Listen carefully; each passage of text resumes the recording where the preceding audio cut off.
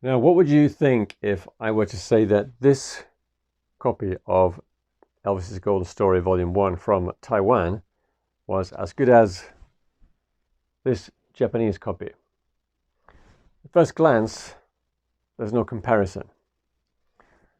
This one comes in a really well-made, beautiful gatefold cover, color picture, lots of black and white photos, lots of information on the inside. Whereas this one comes in a cheap looking thin card cover, no gatefold, covered in plastic. You just get the lyrics there on the back. But bear with me while I explain. First of all, let's take a good look at the couple of Taiwanese copies that I have. This one, as I've just shown you there, looks like that, and it comes with this record here.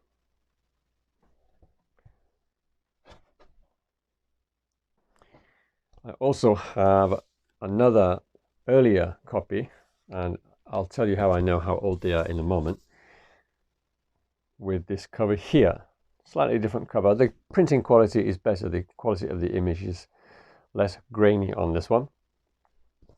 And the back cover looks like that. The lyrics are taken straight from the Japanese pressing, by the way. The layout is exactly the same and the mistakes are the same as well.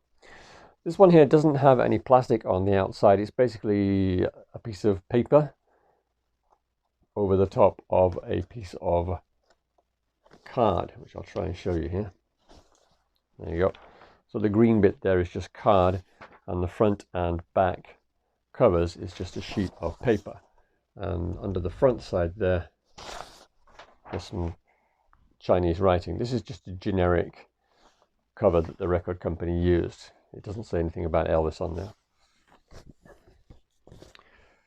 The record is actually red vinyl for this one. The label designs are slightly different. Now, with the Taiwanese releases of this album, you can actually tell more or less when they were released by looking at the numbers at the bottom of the labels. You can see there it says 56.7. To get the year, you have to add 11 to the first number. So add 11 to 56, that's 1967, and the 7 means July. So this one will have been released July 67 or later. This one actually has different dates on the labels. The first one there, you can see it says 61.4, so that's April 72. And this one here says 60, is it June? Yeah, so that's June 1971. So this one will not have been released until 1972, but this label here was printed earlier. So if I am saying that the Taiwanese ones are as good as the Japanese ones, I must of course be talking about the sound quality. And to show you that they sound as good as the Japanese ones, I'm going to have to go to my computer and put some images on screen here for you. And the first thing I'll show you here is a sound wave of a Victor pressing from Japan. This will have been released in the 1960s, mid-1960s. And all these samples, these sound waves that I'm going to show you, they were recorded on from the same turntable, through the same preamp, at the same level, onto my PC, and using the software Audacity. I haven't adjusted the levels at all between recordings. Let's also look at the red vinyl version of the Taiwanese pressing, and if you look at those two, you can see they're almost identical.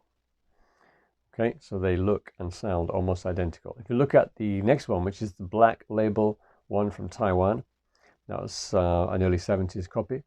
And again, that looks very, very similar. And if we also look at the RCA pressing from Japan, which again will have been made in the early 1970s, this one looks a little bit quieter. It's probably the result of a slightly tired stamper. And in fact, the stamper used for this particular copy was an older one. You can see that information in the runout area, in the deadwax area of the record. So those four sound waves clearly look very, very similar, and in fact they sound similar. Unfortunately, I can't play you any of them because I don't want to run the risk of this video getting taken down.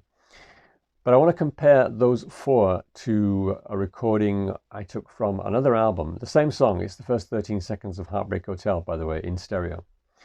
And this next sound wave that I'm going to show you is from a copy of Elvis's Golden Records from America, released in about 1968, the first orange label pressing. Now, if we just compare that to the last one we looked at, you can see there's a big difference there. And let's put all 5 up on the screen at the same time, starting with the Victor one on the left, then the red Taiwan, the black Taiwan, the RCA Japan one from the early 70s, and finally the American one from 1968. Now, looking at those 5 altogether, you can clearly see there's a difference there between the American RCA one and the other 4. So you might be thinking, well, so what? The Taiwanese did a very good job of counterfeiting the records. But I actually believe that these Taiwanese records were made in Japan, and I'm going to show you now why I believe so.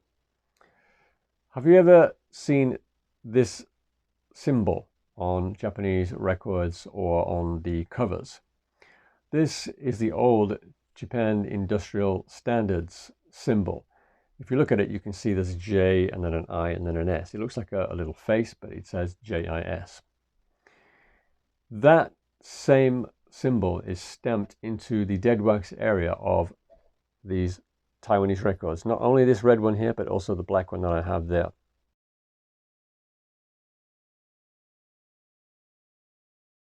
Why would a counterfeiter in Taiwan go to the trouble of stamping the JIS logo into the dead wax area? They wouldn't, would they? Not only that, but the other information in the dead wax is the same in the Japanese albums as it is in the Taiwanese albums. I'm referring to the matrix numbers. The matrix numbers in the Japanese albums are stamped using a certain typeface, and it's exactly the same in the Taiwanese records as it is in the Japanese records. So for that reason, I believe that those Taiwanese records were actually made in Japan by Victor. That's my theory, and I'm sticking to it. As for the covers, perhaps not. If you have any other ideas about how the Taiwanese records come to sound and look, at least in the dead wax area, the same as the Japanese ones, as good as the Japanese ones, then please let me know in the comments section below. But that's it for this video. Thanks very much for watching. See you next time. Cheers.